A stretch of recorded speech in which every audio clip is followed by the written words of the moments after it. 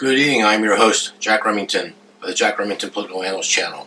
Today I'm going to read what I consider an extremely important article, and I should make a separate channel called No Good Deed Goes Unpunished. But keep that phrase in mind, those words, that phrase, no good deed or deeds go unpunished. And it's written by Sean Koloschik. This person, she's a fundraiser in the Bay Area.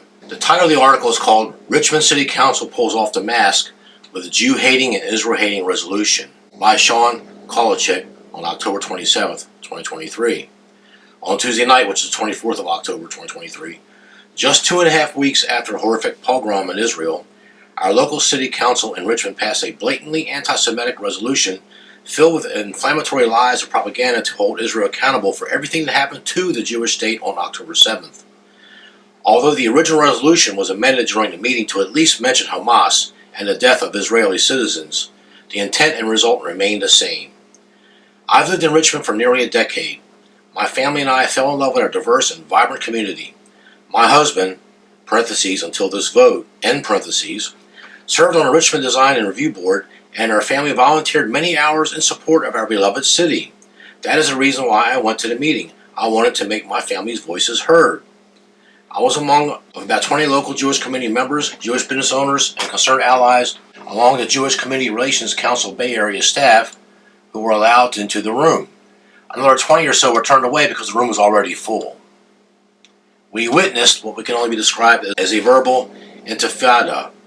Getting into the room in literally every procedural aspect of the night were organizational and ultimately legal disasters for the city. We were outnumbered dramatically, and the room was humming with seething hate coming from the other side. There were several moments when it seemed that there would be a physical manifestation of that hate, but the police in the room were just enough of a deterrent when things started to escalate. We sat with our Israeli flags and Hashis posters while they called for our mass extinction. This is not hyperbole. If you would like to see with your own eyes, the whole meeting is recorded. You can read about and watch what happened in that room, but you cannot imagine what it felt like to be inside, to look into the eyes of our local elected officials to know immediately that they didn't want us there. We were not welcome, although the council put on a fine show of pretending we were. The council members certainly didn't want to hear reason or facts because they had the votes to pass the resolution 5 votes to 1. The council members did not listen to a word we said. I could see the disgust in their eyes when they would all look at us. As a member of the Jewish community, I felt like we were invisible to them, or worse, dispensable and of no value to our community. The council had told us already by dropping this resolution bomb with almost no warning or with zero interest in a peaceful dialogue to draft a product to represent the whole community. Here's a photo of the Holocaust survivor Suzanne DeWitt speaking against the resolution. Behind her, a banner from supporters from the resolution. It's a screenshot. We walked out of that living nightmare into the darkness and drove home, knowing that we had neighbors who would be gleeful if our entire families were murdered. We see photos of our mayor with his fist of solidarity raised in celebration of passing the most anti-Semitic resolution in the nation. We are terrified for our children, one of whom is at UC Santa Barbara dealing with the campus version of the same. She hears, quote, Intifada, Intifada, end quote, end quote. We don't want Zionists here, end quote. My daughters, along with so many other Jewish students right now, are asking if they should remove their Magen David necklaces. It's Santa Barbara. It's Richmond. It's not Berlin in 1938. It's the United States of America in 2023! Exclamation point. I can deal with a raging white man with a swastika tattoos and guns holstered. I grew up in Arizona and worked for the Anti-Defamation League for 8 years. I'm used to that brand of Jew hater and screaming in my face. I come to realize I will take that variation of anti-Semite any day of the week over what I went through on Tuesday. That's because the poison-spewing Richmond crowd actually represents my side of the political aisle, albeit the far reaches of that left side, and yet they sure sound like Nazis to me. The far left is gaslighting us, using the Holocaust as a bludgeon against the Jewish state, trying to convince anyone who will listen that the Jews are the Nazis now, as evidenced in the resolution, quote, be it resolved that the city of Richmond takes seriously the treaty of never again, and that the historical memory of the Holocaust means fighting ethnic cleansing and apartheid everywhere, end of quote. I've been an activist my whole life, standing arm in arm with the people who I now firmly stand with, Hamas. They stand with Hamas, not us.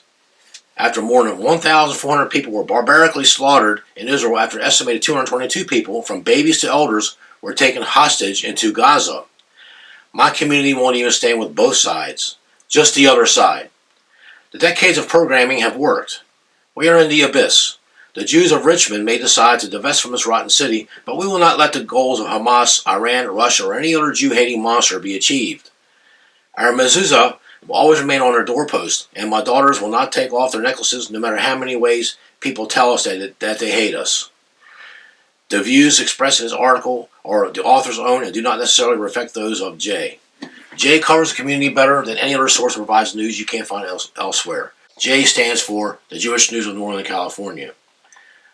So I read the article. I should only go back to the article to point out one thing if you've been following this whole thing along. And it's the second to last paragraph. It starts with, quote, "The decades of programming have worked. We are in the abyss." Those first two sentences of that three-line paragraph says it all. I've talked before about the indoctrination from the K through 12 now, and now, well, it started with the colleges, the secondary post-education, Berkeley University, and remember in the 60s during the counterculture revolution, Berkeley was for free speech. I mean, I was a young boy, and I happened to be there at Newport News picking up my father's oldest brother, Uncle Gregory. He was a senior captain in the Navy, was coming home from Vietnam, and these hippie bums were throwing bottles at him, and I got out of the car, and this little 12-year-old scrawny, I didn't even weigh, I barely weighed 100 pounds, and I'm trying to fight the hippies that hold me. Hippies grabbed me by the hair and slapped me around until the Virginia State Police and the Newport News Navy Police and Newport News City Police beat the hippies in the smithereens, and that's why I never liked the hippies. So I'll put it on this video. It can't get any worse. So, and I'm sure YouTube probably going to take it down. It's the first someone's going to complain about it. Take it down. My voice will be heard. Okay, I stand with Israel. They have the right to defend themselves. Okay, I know about the Balfour Declaration that Britain tried to get Egypt and the other countries to abide by. I know there was one part, there's been 12 meetings since 1917, the year my father and JFK were born, to get this Balfour Declaration about the Suez Canal, Israel, Palestine, the Palestinians. They had just barely been in existence, by the way.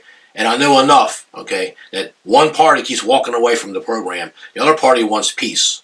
Okay, so now I'm going to quote a good friend of mine that's on YouTube. I won't say his name, because I won't get him kicked off. But he told me, and he told his viewers, he goes, quote, "Israel wants peace. The Palestinians and Hamas do not. Okay, if Israel laid down their guns first, we would be slaughtered. Okay, if Hamas and the Palestinians laid down their guns, we would have our peace." And I believe that with all my heart. And I have no skin in this game other than it's an injustice against the Israeli people. Okay, and that's my honest to God belief. And I'm here to tell you, one side wants to push every Jew into the sea and destroy them all. And they don't really care about the land. They don't care about the Lime's desert. They could care less. They want the Jews destroyed. It's a generational thing. They take little kids, okay, and I'm not going to go through year after year and incident after incident, but they put the 5-year-old girl, when she can walk, barely walk, they put the bomb on her, and they send her into the synagogue. Okay, that's been going on for decades, okay?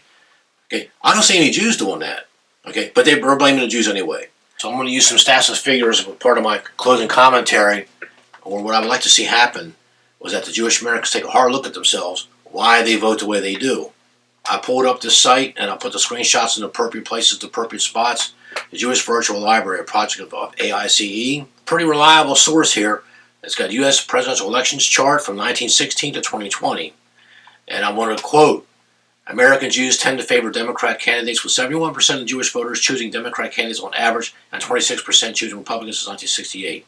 So I'm asking Jewish Americans, and I've asked a couple of my Jewish friends that I felt comfortable with asking during these political discussions, why do they keep voting Democrat? None of them have ever given me a satisfactory answer. Some of them didn't know why. They felt that the Republican Party doesn't take care of people.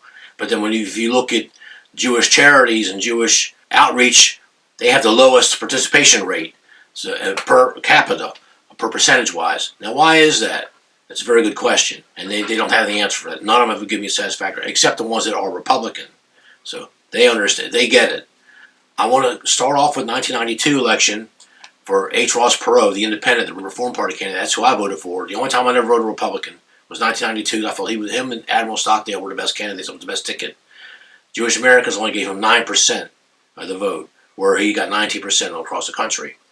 Bill Clinton, on the other hand, got 80%. And George H.W. Bush only got 11%. Speaks for itself. And he dropped out once because of the shenanigans of the Bill Clinton and George H.W. Bush and the deep state disrupted his daughter's wedding. His family begged him to drop out. He acquiesces to his family. Then when he finds out what happened, he spent a lot of money on his Secret Service detail team, and the report wasn't very favorable for these other two guys, and he got back in the race. Hey, had he not dropped out, I think he wins the election. 2016, Hillary Clinton got 71%. Trump only got 24%. Go down a little further. Joe Biden got 68% of the Jewish American vote, where Trump didn't improve. He got to 30, but you know what happened with that. Okay, but why do they vote Democrat? Okay, and the answers I've gotten is, well, the Republicans don't really care about the little guy. Republicans don't really care about poor people. Well, says who? They're either misinformed or they're just deliberately obscuring their own biases. My friend that I had for 15 years at the Players Casino, he was a public defender for Los Angeles County. We used to tease each other all the time.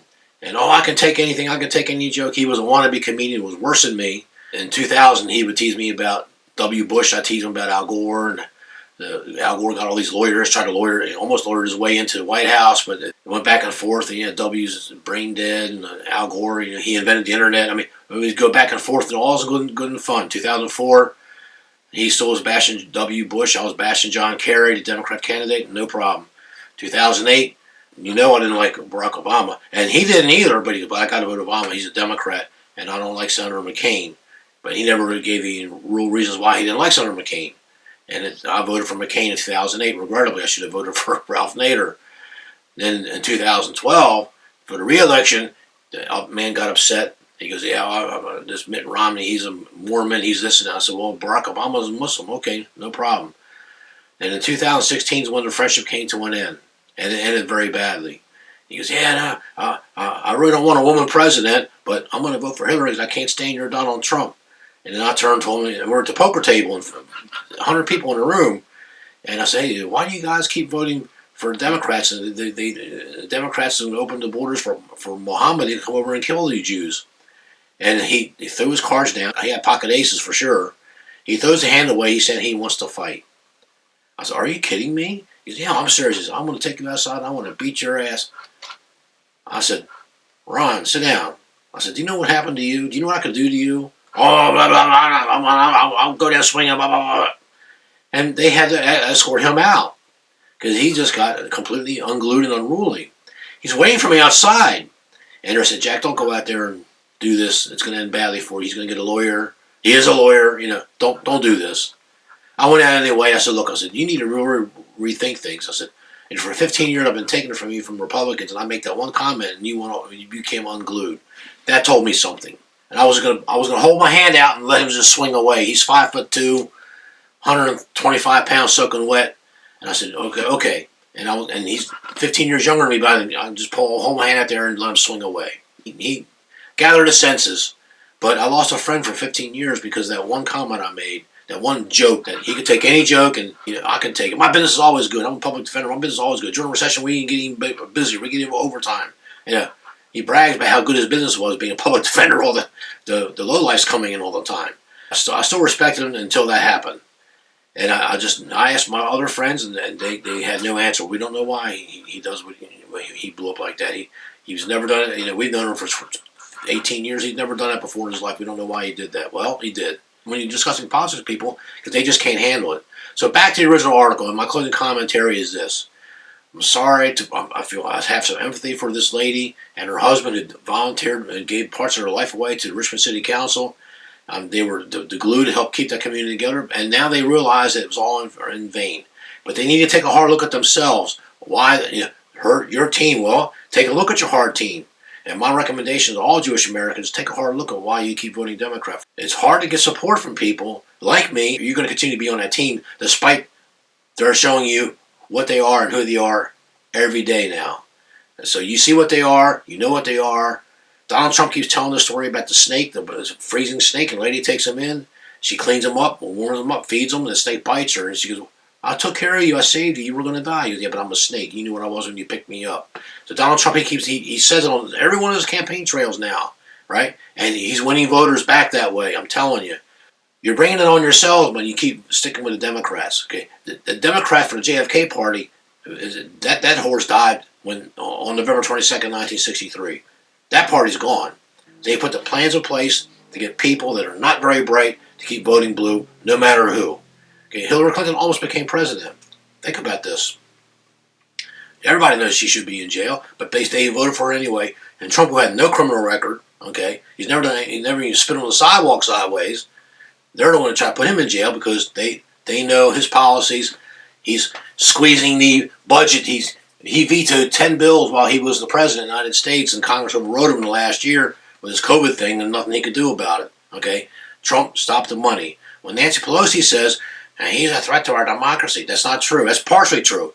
Donald Trump was a threat to their pocketbooks. They couldn't grift like they when Donald Trump came in office. He really did fight the swamp with everything he had, and he was largely successful. A successful presidency, and I'm voting for him in 2024. He may be a flawed candidate like they all say, but he's still better than anything they got out there, and better than the Democrats too.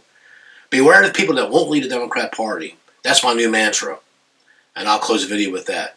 So I'm sorry you gave your lives to Richmond City Council. You're probably gonna have to move. Okay, you're probably already planning and plotting and to get out of Richmond, which I would highly recommend. Be careful who you do your volunteer work for. Okay, be careful how you cast your vote. Just because the other Jewish Americans vote Democrat, that doesn't mean that you have to. So, am I out of line? No, I'm not out of line. And I empathize with you, and I'll stand with Israel, but only because I will stand with anybody that's got to defend themselves. Okay, and they were brutally attacked, and it's 100% Hamas and the Palestinians. That's who I blame. Okay, I don't blame Israel like these other clowns out there you see them doing. It's hard for me to go further for more empathy and more sympathy, and even to help them because they keep voting Democrat. I can't help people that can't get the blinders off of their eyes like a racehorse. I can't do that. My empathy and sympathy are limited, but I'll do what I can. I'll keep you from getting hurt the best I can, but it stops right there. I got to know you personally before I get involved. Thank you. Stay tuned for the next video. Thank you.